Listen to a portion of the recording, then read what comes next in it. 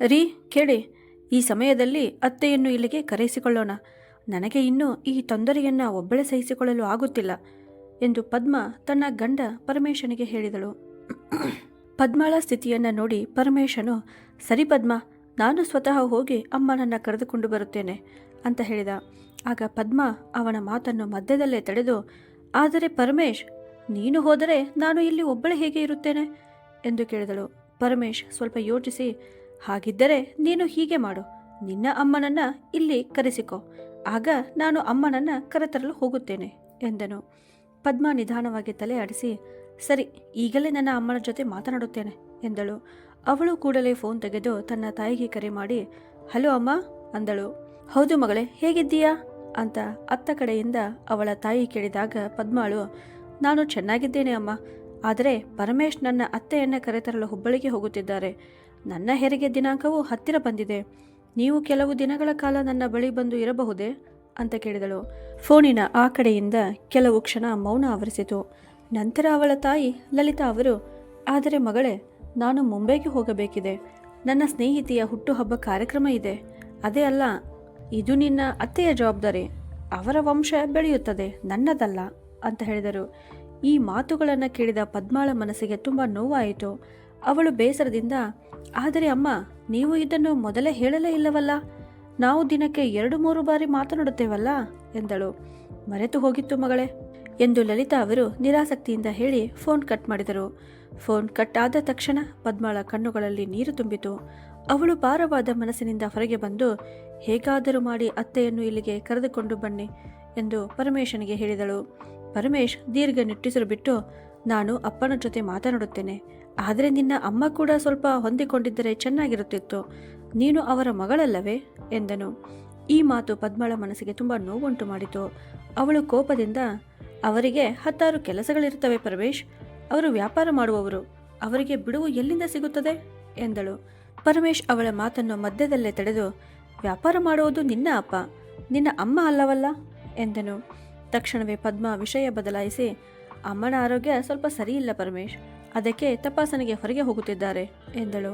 ನಿಜ ಹೇಳಬೇಕೆಂದರೆ ಪರಮೇಶ್ಗೆ ಪದ್ಮಾಳ ತವರು ಮನೆಯವರ ಜೊತೆ ಹೆಚ್ಚು ಒಡನಾಟ ಇರಲಿಲ್ಲ. ಅವರ ದೊಡ್ಡತನದ ಪ್ರದರ್ಶನ, ದೊಡ್ಡ ದೊಡ್ಡ ಮಾತುಗಳು ಮತ್ತು ಸೀಮಿತ ಸಂಬಂಧಗಳು ಇವೆಲ್ಲವೂ ಅವನಿಗೆ ಇಷ್ಟವಾಗಿರಲಿಲ್ಲ. ಆದ್ದರಿಂದ ಅವನು ಯಾವಾಗಲೂ ಅವರಿಂದ ಸ್ವಲ್ಪ ದೂರವೇ ಇರುತ್ತಿದ್ದ. ಪದ್ಮಾಳ ಮದುವೆ ಪರಮೇಶ್ ಜೊತೆ ಆಗಲು ಮುಖ್ಯ ಕಾರಣ ಒಂದೇ ಆಗಿತ್ತು. ಪರಮೇಶ್ ಸರ್ಕಾರಿ ಉದ್ಯೋಗದಲ್ಲಿದ್ದ, ಅವನು ಜಿಲ್ಲಾಧಿಕಾರಿಯಾಗಿದ್ದ. ಇದೇ ವಿಷಯ ಪದ್ಮಾಳ ಕುಟುಂಬಕ್ಕೆ ಅತಿ ದೊಡ್ಡ ಹೆಮ್ಮೆಯ ವಿಷಯವಾಗಿತ್ತು. ಮಧ್ಯಾಹ್ನದ ವೇಳೆ ಪರಮೇಶ್ ತನ್ನ ಮನೆಗೆ ಫೋನ್ ಮಾಡಿ, ಹಲೋ ಅಪ್ಪ, ನಮಸ್ಕಾರ ಅಂದನು. ಚೆನ್ನಾಗಿರು ಮಗನೇ, ಹೇಗಿದ್ದೀಯಾ ಅಂತ ವಸಂತ್ ಅವರು ಕೇಳಿದಾಗ, ನಾನು ಚೆನ್ನಾಗಿದ್ದೇನೆ ಅಪ್ಪ, ಆದರೆ ಪದ್ಮಾಳ ಆರೋಗ್ಯದ ವಿಷಯವಾಗಿ ಕರೆ ಮಾಡಿದ್ದೇನೆ. ನನಗೆ ರಜೆ ಸಿಗುತ್ತಿಲ್ಲ. ನೀವು ಅಮ್ಮನನ್ನು ರೈಲಿನಲ್ಲಿ ಕಳುಹಿಸಿದರೆ ನಾನು ಸ್ಟೇಷನ್ಗೆ ಹೋಗಿ ಅವರನ್ನು ಕರೆದುಕೊಂಡು ಬರುತ್ತೇನೆ ಅಂತ ಪರಮೇಶ್ ಹೇಳಿದನು. ಮಗನ ಧ್ವನಿಯಲ್ಲಿ ಬೇಸರವನ್ನು ಗುರುತಿಸಿದ ವಸಂತ್ ಅವರು ತಕ್ಷಣವೇ, ನೀನು ಚಿಂತಿಸಬೇಡ ಮಗನೇ, ನಿನ್ನ ಅಮ್ಮ ಇದುವರೆಗೆ ಒಬ್ಬಳೇ ಪ್ರಯಾಣ ಮಾಡಿಲ್ಲ. ಆದರೆ ನೀನು ಸಮಯಕ್ಕೆ ಸರಿಯಾಗಿ ಸ್ಟೇಷನ್ಗೆ ತಲುಪು, ಇಲ್ಲದಿದ್ದರೆ ಅವಳು ಹೆದರಿಕೊಳ್ಳುತ್ತಾಳೆ ಅಂತ ಹೇಳಿದರು. ಸಂಜೆಯ ವೇಳೆಗೆ ರೈಲಿನ ಟಿಕೆಟ್ ಖಚಿತವಾಯಿತು. ನಂತರ ವಸಂತ್ ಅವರು ಸಾವಿತ್ರಿಯವರಿಗೆ ರೈಲಿನಲ್ಲಿ ಪ್ರಯಾಣ ಮಾಡುವ ವಿಷಯವನ್ನು ತಿಳಿಸಿದರು. ಈಗ ಪದ್ಮ ನಿಶ್ಚಿಂತಳಾಗಿದ್ದಳು. ಪರಮೇಶ್ ತನ್ನ ಅಮ್ಮನನ್ನು ಕರೆತರಲು ರೈಲು ನಿಲ್ದಾಣಕ್ಕೆ ಹೋದನು. ಸಾವಿತ್ರಿಯವರು ಸ್ವಲ್ಪ ಗಾಬರಿಯಾಗಿದ್ದರು. ಆದರೆ ಮಗನನ್ನು ನೋಡಿದ ತಕ್ಷಣ ಅವರ ಎಲ್ಲ ಆಯಾಸವೇ ಮಾಯವಾಯಿತು. ಮನೆಗೆ ಬಂದ ತಕ್ಷಣ ಬಾಗಿಲಿನ ಮೇಲೆ ಇದ್ದ ಜಿಲ್ಲಾಧಿಕಾರಿ ಪರಮೇಶ್ ಶರ್ಮಾ ಎಂಬ ಹೆಸರಿನ ಫಲಕವನ್ನು ನೋಡಿದರು. ಅದನ್ನು ಕಂಡು ಅವರ ಕಣ್ಣುಗಳು ಸಂತೋಷದಿಂದ ತುಂಬಿಬಿಟ್ಟವು. ಇದೇ ಆ ದಿನವಾಗಿತ್ತು. ಆ ಕ್ಷಣಕ್ಕಾಗಿ ಅವರು ಎಷ್ಟೋ ವರ್ಷಗಳ ಕಾಲ ಕಷ್ಟಪಟ್ಟು ತ್ಯಾಗ ಮಾಡಿ ಮಗನನ್ನು ಬೆಳೆಸಿದ್ದರು. ಸಾವಿತ್ರಿಯವರು ಮನೆಯ ಸಂಪೂರ್ಣ ಜವಾಬ್ದಾರಿಯನ್ನು ವಹಿಸಿಕೊಂಡರು. ಮನೆಯಲ್ಲಿ ಕೆಲಸದವಳು ಇದ್ದರೂ ಸಹ ಪ್ರತಿಯೊಂದು ಕೆಲಸವನ್ನು ತಾವೇ ಮಾಡಲು ಬಯಸುತ್ತಿದ್ದರು. ಅವರಿಂದಾಗಿ ಪದ್ಮ ಮತ್ತು ಪರಮೇಶ್ ಇಬ್ಬರಿಗೂ ತುಂಬ ನೆಮ್ಮದಿ ಸಿಕ್ಕಿತು. 1 ತಿಂಗಳ ನಂತರ ಪದ್ಮ ಮುದ್ದಾದ ಗಂಡು ಮಗುವಿಗೆ ಜನ್ಮ ನೀಡಿದಳು. ಸಾವಿತ್ರಿಯವರು ರಾತ್ರಿ ಹಗಲು ಎನ್ನದೆ ಸೊಸೆ ಮತ್ತು ಮೊಮ್ಮಗನನ್ನು ಪ್ರೀತಿಯಿಂದ ನೋಡಿಕೊಂಡರು. ಪದ್ಮಾಳ ತಾಯಿಯಿಂದ ಫೋನ್ಗಳು ಬರುತ್ತಿದ್ದವು. ಆದರೆ ಅದೇ ನಗರದಲ್ಲಿದ್ದರೂ ಸಹ ಅವರ ಸಂಬಂಧ ಕೇವಲ ಫೋನ್ ಮಾತಿಗೆ ಮಾತ್ರ ಸೀಮಿತವಾಗಿತ್ತು. ಪರಮೇಶನ ಮಗ ಅಜ್ಜಿಯ ಮಡಿಲಲ್ಲಿಯೇ ಬೆಳೆಯಲು ಆರಂಭಿಸಿದ. ಅಜ್ಜಿಯ ಮಮತೆಯಲ್ಲಿಯೇ ಅವನು ಸುರಕ್ಷಿತವಾಗಿಯೂ ಸಂತೋಷವಾಗಿಯೂ ಇದ್ದ.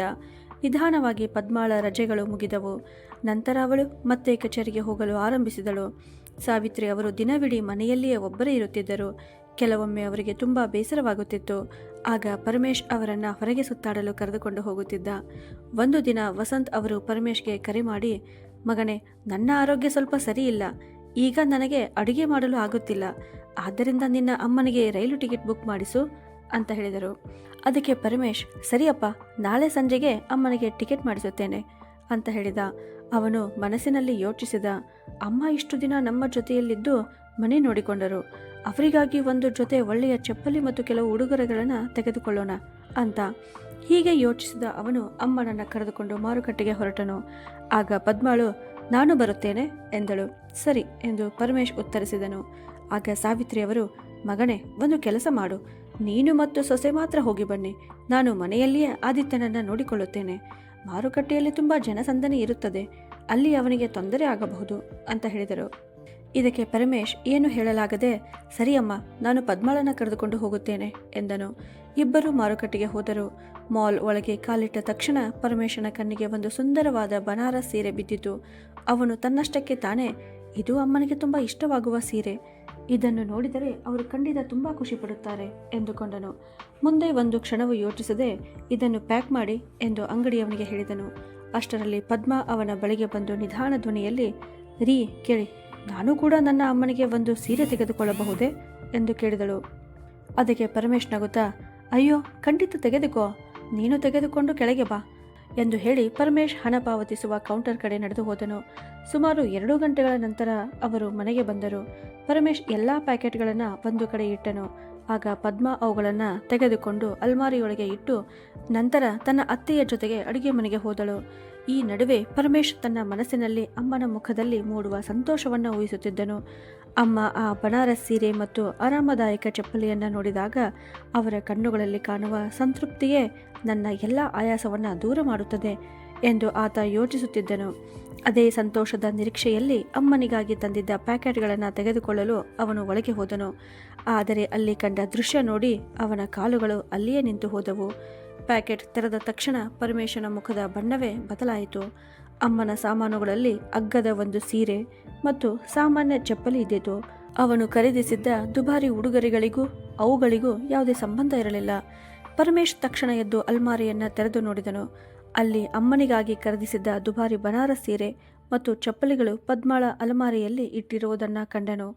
ಆ ಕ್ಷಣದಲ್ಲಿ ಪರಮೇಶ್ ಒಳಗೆ ಏನೋ ಒಡೆದು ಹೋದಂತೆ ಆಯಿತು. ಇದು ಯಾವುದೋ ತಪ್ಪಿನಿಂದ ಆಗಿಲ್ಲ, ಬದಲಾಗಿ ಮೊದಲೇ ಯೋಚಿಸಿ ಮಾಡಿದ ಕೆಲಸ ಎಂದು ಅವನಿಗೆ ಸ್ಪಷ್ಟವಾಗಿ ಅರ್ಥವಾಯಿತು. ಏನು ಮಾತನಾಡದೆ ಅವನು ಅಮ್ಮನಿಗೆ ರೈಲು ಟಿಕೆಟ್ ಬುಕ್ ಮಾಡಲು ಶುರು ಮಾಡಿದನು.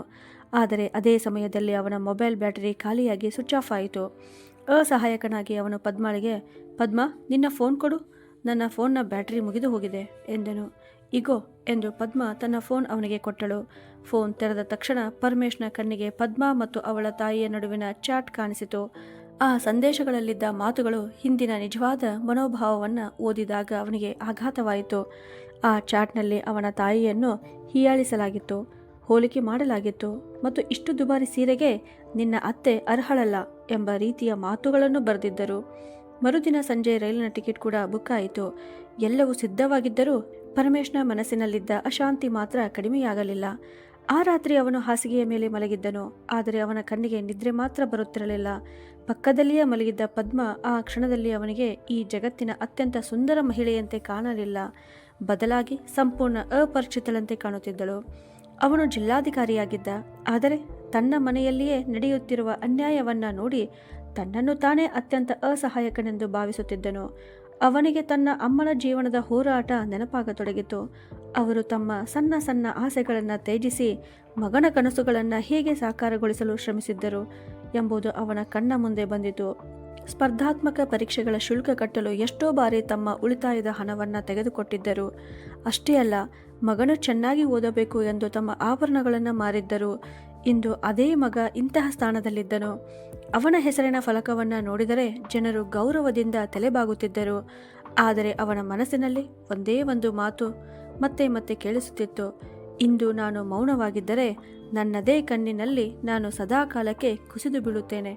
ಅಮ್ಮ ಮಾರಿದ ಆಭರಣಗಳನ್ನು ನಾನು ಅವರಿಗೆ ಮತ್ತೆ ತಂದುಕೊಡಲು ಸಾಧ್ಯವಾಗದಿರಬಹುದು, ಆದರೆ ಅವರ ಗೌರವಕ್ಕೂ ಅವರ ಭಾವನೆಗಳಿಗೂ ನ್ಯಾಯ ಕೊಡಿಸೋದು ನನ್ನ ಕೈಯಲ್ಲಿದೆ. ಒಂದು ಒಳ್ಳೆಯ ಸೀರೆ ಎಂದರೆ ಅದು ಕೇವಲ ಒಂದು ಬಟ್ಟೆಯಲ್ಲ, ಅದು ತಾಯಿ ಮಾಡಿದ ತ್ಯಾಗಕ್ಕೆ ಸಲ್ಲಿಸುವ ಗೌರವ. ಅಂತಹ ತ್ಯಾಗವನ್ನು ಯಾವ ಪದಗಳಲ್ಲಿಯೂ ಸಂಪೂರ್ಣವಾಗಿ ವಿವರಿಸಲು ಸಾಧ್ಯವಿಲ್ಲ ಅಂತ. ಅದೇ ರಾತ್ರಿ ಪರಮೇಶ್ ಒಂದು ದೃಢ ನಿರ್ಧಾರ ಮಾಡಿದನು. ಇದು ಹೀಗೆ ನಡೆಯಲು ನಾನು ಬಿಡುವುದಿಲ್ಲ ಅಂತ. ಅವನು ಮೌನವಾಗಿ ಎದ್ದು ಪ್ಯಾಕೆಟ್ಗಳನ್ನು ಬದಲಾಯಿಸಿದನು. ಅಮ್ಮನಿಗಾಗಿ ಖರೀದಿಸಿದ ಎಲ್ಲ ವಸ್ತುಗಳನ್ನು ಅಲ್ಮಾರಿಯಿಂದ ತೆಗೆದು ಅವರ ಬ್ಯಾಗಿನಲ್ಲಿ ಇಟ್ಟನು. ನಂತರ ಯಾರಿಗೂ ಏನೂ ಹೇಳದೆ ಮತ್ತೆ ಮಲಗಿದನು. ಮರುದಿನ ಸಂಜೆ ಸಾವಿತ್ರಿಯವರು ಹೊರಡುವ ಸಮಯದಲ್ಲಿ ಚಿಕ್ಕ ಆದಿತ್ಯ ತನ್ನ ಅಜ್ಜಿಯನ್ನು ಬಿಡಲು ಸಿದ್ಧನಾಗಿರಲಿಲ್ಲ. ಅವನ ಪುಟ್ಟ ಬೆರಳುಗಳು ಸಾವಿತ್ರಿ ಅವರ ಸೀರೆಯನ್ನು ಬಿಗಿಯಾಗಿ ಹಿಡಿದಿದ್ದನು. ಸಾವಿತ್ರಿ ಅವರ ಕಣ್ಣುಗಳು ನೀರಿನಿಂದ ತುಂಬಿದವು, ಆದರೆ ಅವರ ತುಟಿಗಳ ಮೇಲೆ ಎಂದಿನಂತೆ ಶಾಂತವಾದ ನಗು ಇದ್ದಿತು. ಪರಮೇಶ್ ತನ್ನ ಅಮ್ಮನನ್ನ ಮನೆಗೆ ಬಿಟ್ಟು ಒಂದು ದಿನ ಅಲ್ಲೇ ಉಳಿದುಕೊಂಡನು. ನಂತರ ಮತ್ತೆ ತನ್ನ ಮನೆಗೆ ಹಿಂತಿರುಗಿದನು. ಮನೆಗೆ ಬಂದ ತಕ್ಷಣವೇ ಪದ್ಮಾಳ ವರ್ತನೆ ಬದಲಾಗಿರುವುದನ್ನು ಅವನು ಗಮನಿಸಿದನು. ಅವಳ ಮುಖದಲ್ಲಿ ಕೋಪ ಮತ್ತು ಅಸಮಾಧಾನ ಸ್ಪಷ್ಟವಾಗಿ ಕಾಣಿಸುತ್ತಿತ್ತು. ಪರಮೇಶ್ನನ್ನ ನೋಡಿದ ಕೂಡಲೇ ಅವಳು, ಪರಮೇಶ್, ನೀವು ನನ್ನನ್ನು ಅತ್ತೆಯ ಮುಂದೆ ಅವಮಾನ ಮಾಡಿದ್ದೀರಿ. ನಾನು ಆ ಸೀರೆಯ ಫೋಟೋವನ್ನು ಮೊದಲೇ ನನ್ನ ಅಮ್ಮನಿಗೆ ಕಳುಹಿಸಿದ್ದೆ. ಅವರಿಗೆ ಅದು ತುಂಬ ಇಷ್ಟವಾಗಿತ್ತು. ಅದಕ್ಕೆ ನಾನು ಅದನ್ನು ನನ್ನ ಅಮ್ಮನಿಗಾಗಿ ಇಟ್ಟುಕೊಂಡಿದ್ದೆ ಅಂತ ಹೇಳಿದಳು. ಪದ್ಮಾಳ ಮಾತುಗಳನ್ನು ಕೇಳಿದ ಪರಮೇಶ್ ದೀರ್ಘ ನಿಟ್ಟುಸಿರು ಬಿಟ್ಟನು. ನಂತರ ಶಾಂತವಾಗಿ ಆದರೆ ನೋವಿನಿಂದ ತುಂಬಿದ ಧ್ವನಿಯಲ್ಲಿ ಹೇಳಲು ಆರಂಭಿಸಿದನು. ಪದ್ಮಾ, ನೀನು ಮತ್ತು ನಿನ್ನ ಅಮ್ಮ ಮಾಡಿದ ಚಾಟ್ಗಳನ್ನೆಲ್ಲ ಓದಿದ್ದೇನೆ. ನೀನು ಯಾವಾಗಲೂ ಬ್ರ್ಯಾಂಡ್ ಮತ್ತು ಗುಣಮಟ್ಟದ ಬಗ್ಗೆ ಮಾತನಾಡುತ್ತೀಯಲ್ಲ. ಹಾಗಾದರೆ ನನ್ನ ಅಮ್ಮನ ವಿಷಯದಲ್ಲಿ ಮಾತ್ರ ನನ್ನ ಸಾಮರ್ಥ್ಯವನ್ನು ನೋಡಿ ಈ ತೀರ್ಮಾನವನ್ನು ಏಕೆ ತೆಗೆದುಕೊಂಡೆ? ನನ್ನ ಸರ್ಕಾರಿ ಉದ್ಯೋಗದ ಕಾರಣದಿಂದಲೇ ನಾನು ನಿನ್ನ ಅಮ್ಮನಿಗೆ ಒಳ್ಳೆಯ ಅಳಿಯನಂತೆ ಕಂಡೆ. ಆದರೆ ನೀನು ಮತ್ತು ನಿನ್ನ ಅಮ್ಮ ಒಂದು ವಿಷಯ ಮರೆತಿದ್ದೀರಿ. ನಾನು ಈ ಮಟ್ಟಕ್ಕೆ ಬರಲು ಕಾರಣ ನೀನಲ್ಲ, ನಿನ್ನ ಅಮ್ಮನೂ ಅಲ್ಲ. ನನ್ನನ್ನು ಈ ಸ್ಥಾನಕ್ಕೆ ತಂದು ನಿಲ್ಲಿಸಿದವರು ನನ್ನ ಅಮ್ಮ. ಅವರ ತ್ಯಾಗ ಮತ್ತು ಪರಿಶ್ರಮವೇ ಇಂದು ನನ್ನ ಯಶಸ್ಸಿನ ನಿಜವಾದ ಕಾರಣ. ಆದ್ದರಿಂದ ನನ್ನ ಸಂಬಳದ ಮೇಲೆ ಮೊದಲು ಹಕ್ಕು ನನ್ನ ಅಮ್ಮನದ್ದೇ ಆಗಿದೆ. ಹಣ ಖರ್ಚು ಮಾಡಿದ್ದು ನಾನು. ಹಾಗಿದ್ದರೆ ಯಾವ ವಸ್ತು ತೆಗೆದುಕೊಳ್ಳಬೇಕು ಎಂದು ನೀನು ಒಬ್ಬಳೇ ಹೇಗೆ ನಿರ್ಧರಿಸಿದೆ? ನೀನು ಇಬ್ಬರನ್ನು ಸಮಾನವಾಗಿ ನೋಡಿದ್ದರೆ ನನಗೆ ಇನ್ನೂ ಹೆಚ್ಚು ಸಂತೋಷವಾಗುತ್ತಿತ್ತು. ಮತ್ತೆ ನೀನು ಹೇಳುತ್ತೀಯಲ್ಲ, ನಾನು ನಿನ್ನನ್ನು ಅವಮಾನ ಮಾಡಿದ್ದೇನೆ ಎಂದು. ಇಲ್ಲ ಪದ್ಮಾ, ನಾನು ನಿನ್ನನ್ನು ನನ್ನ ಮನೆಯವರ ಕಣ್ಣಲ್ಲಿ ಕೆಟ್ಟವಳಾಗದಂತೆ ಕಾಪಾಡಿದ್ದೇನೆ ಅಂತ ಹೇಳಿದನು. ಈ ಮಾತುಗಳನ್ನು ಕೇಳಿ ಪದ್ಮಾಳ ಕಣ್ಣುಗಳು ನಾಚಿಕೆಯಿಂದ ಕೆಳಗಿಳಿದವು. ಅಷ್ಟರಲ್ಲಿ ಪರಮೇಶ್ ಹೊರಗೆ ಹೋಗಲು ಹೊರಟಿದ್ದಾಗ ಅವನ ತಂದೆ ವಸಂತ್ ಅವರಿಂದ ಫೋನ್ ಬಂದಿತು. ಅವರು ಸಾವಿತ್ರಿ ಅವರ ಒಂದು ಫೋಟೋ ಕಳುಹಿಸಿ ನಗುತ್ತಾ, ಅಯ್ಯೋ ಜಿಲ್ಲಾಧಿಕಾರಿ ಸರ್, ನಿನ್ನ ಅಮ್ಮನನ್ನ ಗುರುತೇ ಹಿಡಿಯಲು ಆಗುತ್ತಿಲ್ಲ ಅಂತ ಹೇಳಿದರು. ಅಷ್ಟರಲ್ಲಿ ಸಾವಿತ್ರಿ ಅವರ ಧ್ವನಿ ಕೇಳಿಸಿತು. ಅಯ್ಯೋ, ನನ್ನ ಮಗನ ಜೊತೆ ಸೊಸೆಯೂ ಸೇರಿ ಈ ಸೀರೆಯನ್ನು ಆಯ್ಕೆ ಮಾಡಿದ್ದಾರೆ. ನಿಮಗೆ ಏಕೆ ಹೊಟ್ಟೆ ಕಿಚ್ಚು ಅಂತ ಅವರು ಪದ್ಮಾಳಿಗೆ ಮನಸಾರೆ ಆಶೀರ್ವಾದಗಳನ್ನು ಕೊಡುತ್ತಿದ್ದರು. ಫೋನ್ ಇಟ್ಟ ನಂತರ ಪರಮೇಶನ ತುಟಿಗಳ ಮೇಲೆ ಒಂದು ಸಣ್ಣ ನಗು ಮೂಡಿತು.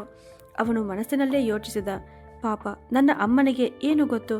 ನಿನ್ನ ನಿಜವಾದ ಮುಖವನ್ನು ನಾನು ಅವರಿಂದ ಮರೆ ಮಾಡಿದ್ದೇನೆ. ಅವರ ಮನಸ್ಸಿನಲ್ಲಿ ನಿನ್ನ ಬಗ್ಗೆ ಇರುವ ಒಳ್ಳೆಯ ಭಾವನೆ ಹಾಗೇ ಉಳಿಯಲಿ ಎಂದು ಅಂತ. ಬಹಳ ಹೊತ್ತು ಪರಮೇಶ್ ಬಾಲ್ಕನಿಯಲ್ಲಿ ನಿಂತಿದ್ದನು. ತಂಪಾದ ಗಾಳಿ ಅವನ ಮುಖಕ್ಕೆ ತಾಗುತ್ತಿತ್ತು. ಆದರೆ ಅವನ ಮನಸ್ಸಿನೊಳಗೆ ಎದ್ದಿದ್ದ ಚಂಡಮಾರುತ ನಿಧಾನವಾಗಿ ಶಾಂತವಾಗತೊಡಗಿತ್ತು. ಕೊಠಡಿಯೊಳಗೆ ಪದ್ಮಾ ಮೌನವಾಗಿ ಕುಳಿತಿದ್ದಳು. ಅವಳ ಕಣ್ಣುಗಳು ಮತ್ತೆ ಮತ್ತೆ ಬಾಗಿಲಿನ ಕಡೆ ನೋಡುತ್ತಿದ್ದವು. ಆದರೆ ಅವಳಿಗೆ ಮಾತನಾಡಲು ಮಾತುಗಳು ಸಿಗುತ್ತಿರಲಿಲ್ಲ. ಅಷ್ಟರಲ್ಲಿ ಚಿಕ್ಕ ಆದಿತ್ಯನ ಮುದ್ದಾದ ನಗು ಮನೆಯಲ್ಲೆಲ್ಲ ಮೊಳಗಿತು. ಪದ್ಮಾ ಮಗನನ್ನ ತನ್ನ ಮಡಿಲಿಗೆ ಎತ್ತುಕೊಂಡಳು. ಆ ಕ್ಷಣದಲ್ಲಿಯೇ ಅವಳಿಗೆ ಮೊದಲ ಬಾರಿಗೆ ಒಂದು ಸತ್ಯ ಅರ್ಥವಾಯಿತು. ಇಲ್ಲಿಯವರೆಗೆ ತನ್ನ ಅನುಕೂಲಕ್ಕೆ ತಕ್ಕಂತೆ ನೋಡುತ್ತಿದ್ದ ಈ ಮನೆಯ ಅಡಿಪಾಯ ಯಾರೋ ಒಬ್ಬರ ಅಪಾರ ತ್ಯಾಗದ ಮೇಲೆ ನಿಂತಿದೆ ಎಂಬುದು ಅವಳಿಗೆ ತಿಳಿಯಿತು. ಅಷ್ಟರಲ್ಲಿ ಪರಮೇಶ್ ಒಳಗೆ ಬಂದನು. ಅವನು ಆದಿತ್ಯನನ್ನ ತನ್ನ ಮಡಲಿಗೆ ಎತ್ತುಕೊಂಡು ಏನೂ ಮಾತನಾಡದೆ ಪದ್ಮಾಳ ಕಡೆ ನೋಡಿದನು. ಆ ದೃಷ್ಟಿಯಲ್ಲಿ ದೂರು ಇರಲಿಲ್ಲ. ಇದ್ದದ್ದು ಒಂದೇ ಒಂದು ನಿರೀಕ್ಷೆ.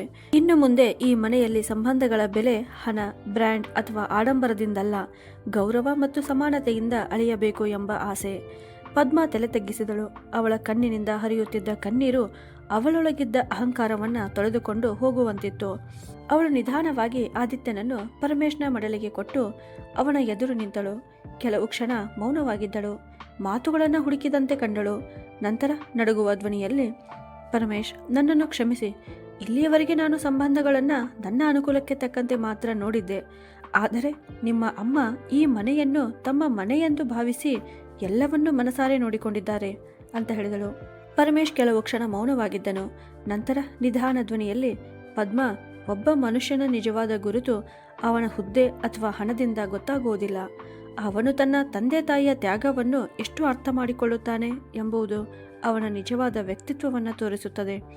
ಆದ್ದರಿಂದ ನಮ್ಮ ಮಗ ದೊಡ್ಡವನಾದಾಗ ತಾಯಿಯನ್ನು ಗೌರವಿಸುವುದು ಎಂದರೇನು ಎಂಬುದನ್ನು ಕಲಿಯಬೇಕು ಎಂದು ನಾನು ಬಯಸುತ್ತೇನೆ ಅಂತ ಹೇಳಿದನು. ಈ ಮಾತುಗಳನ್ನು ಕೇಳಿದ ಪದ್ಮಾಳ ಕಣ್ಣುಗಳಿಂದ ಈ ಬಾರಿ ಸಂತೋಷದ ಕಣ್ಣೀರು ಹರಿಯತೊಡಗಿತು. ಸ್ನೇಹಿತರೆ, ಈ ಕತೆ ನಿಮಗೆ ಹೇಗನಿಸಿತು? ಕಮೆಂಟ್ ಮಾಡಿ ತಪ್ಪದೇ ತಿಳಿಸಿ. ಕತೆ ಇಷ್ಟವಾಗಿದ್ದರೆ ದಯವಿಟ್ಟು ಈ ವಿಡಿಯೋಗೆ ಲೈಕ್ ಮಾಡಿ, ನಿಮ್ಮ ಸ್ನೇಹಿತರೊಂದಿಗೆ ಹಂಚಿಕೊಳ್ಳಿ ಮತ್ತು ನಮ್ಮ ಸಿಹಿ ಮಾತು ಕನ್ನಡ ಚಾನಲನ್ನು ತಪ್ಪದೇ ಸಬ್ಸ್ಕ್ರೈಬ್ ಮಾಡಿ. ಧನ್ಯವಾದಗಳು.